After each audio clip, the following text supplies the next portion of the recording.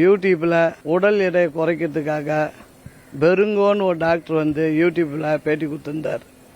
நான் வந்து குடல் பைபாஸ் பண்ணுறேன், இந்த பைபாஸ் மூலயமா உடல் எடையை 4 மாதத்தில் குறைச்சிடலாம், அப்புறம் டயட்டில் வந்து அது நாளடைவில் குறைச்சிடலான்னு சொல்லிட்டு பேட்டி கொடுத்துருந்தாரு அந்த டாக்டர்.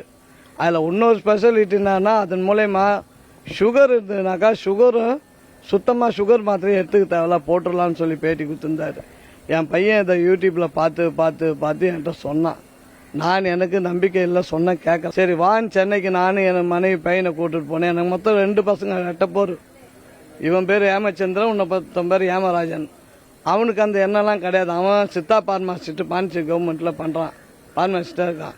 சரி இவன் சொல்கிறானு பிள்ளைய உடம்பு குறைக்கலான்னு போய் டிஸ்கஷனுக்காக போனோம் அந்த பெரிய ஹாஸ்பிட்டலுக்கு. இந்த ஹாஸ்பிட்டலுக்கு வர சொல்லி பேட்டி கொடுத்தாரு. அங்கே போனோம். அங்கே போனோடனே எல்லா இதுவும் டெஸ்ட்டும் எழுதி கொடுத்தாரு. அங்கே எடுத்துகிட்டு விசாரிச்சுட்டு வந்தேன் எவ்வளோ ஆகும்னு சொல்லிட்டு. நீங்கள் போங்க, எங்கள்கிட்ட ஃபோன் வரும் அப்படின்னாங்க. ஹாஸ்பிட்டலை தாண்டி வர்றதுக்குள்ளே ஒரு ஃபோன் வந்தது. இந்தமாரி வந்து டாக்டர்கிட்ட பேசுகிறோம், இந்த மருத்துவமனையில் பண்ணால் இவ்வளோ பணம், இன்னும் இதே டாக்டர் வேறு மருத்துவமனையில் இன்னும் கம்மியாக பண்ணுறாரு, ஆனால் இவர் தான் ஸ்பெஷலிஸ்ட்டு பண்ணணும்னா. சரி நாங்கள் டிஸ்கஸ் பண்ணிவிட்டு சொல்கிறோம். தொடர்ச்சியாக ஃபோன் மேலே ஃபோனு அங்கேருந்து யார் பேசுகிறான்னே தெரியல வந்தது. நாங்கள் விட்டுட்டோம். திடீர்னு எங்கள் வீட்டில் என் பையன் மறுபடியும் 1 வருஷமாக சொன்னியே விட்டுட்டியே, ஃபோன் வந்து நேக்குது, ஏதாவது செய்ய, நான் கண்ட்ரோல் ஆகிறேன், நான் வாழணும்னு நினைக்கிறேன்னு சொன்னான். அந்த நட்பு ஆசையில் அவனை கூட்டுன்னு போகணும். இதில் சென்னையில் பம்மல் சம்பந்தம்னு ஒரு ஏரியா இருக்குது, பம்மல், சென்னை பம்மலில் பார்த்தா பிபி ஜெயின் ஒரு ஹாஸ்பிட்டல், அங்கே வாங்கன்றாரு. ஞாயிற்றுக்கிழமை மதியம் போய் அட்மிட் ஆகிறோம், திங்கக்கிழமை காலையில் ஆப்ரேஷன் 9 மணிக்கு. எந்த செக்கப்பில் போய் சேர்ந்தோம், பிபி எல்லாமே நார்மல். அந்த பெரிய ஹாஸ்பிட்டல்லே எல்லாம் செக்கப்பும் எடுத்துட்டோம் நாங்கள் நார்மலாக.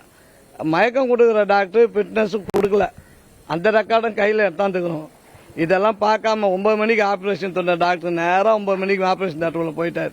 பையனும் 9 மணிக்கு போயிட்டான். உள்ள மயக்கம் டாக்டரில் ஒன்றும் இல்லை. திடீர்னு பவர் 15-20 நிமிஷத்தில் வெளியே டாக்டர் ரத்தோட வந்து அவனுக்குன்னா பயந்துட்டாங்க, பிபி அதிகமாகிடுச்சிங்க, ஹார்ட் இது ஆயிடுச்சிங்க.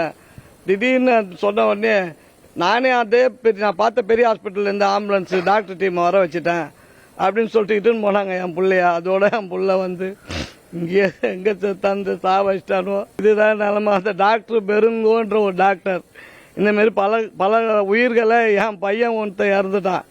இதேமாரி இன்னும் பல உயிர்கள் போகக்கூடாதுன்றதுக்காக நான் சொல்கிறேன். அந்த டாக்டர் அரசாங்கம் உடனடியாக நடவடிக்கை எடுத்து கைது பண்ணணும், எங்களுக்கு ஒரு நீதி கிடைக்கணும்.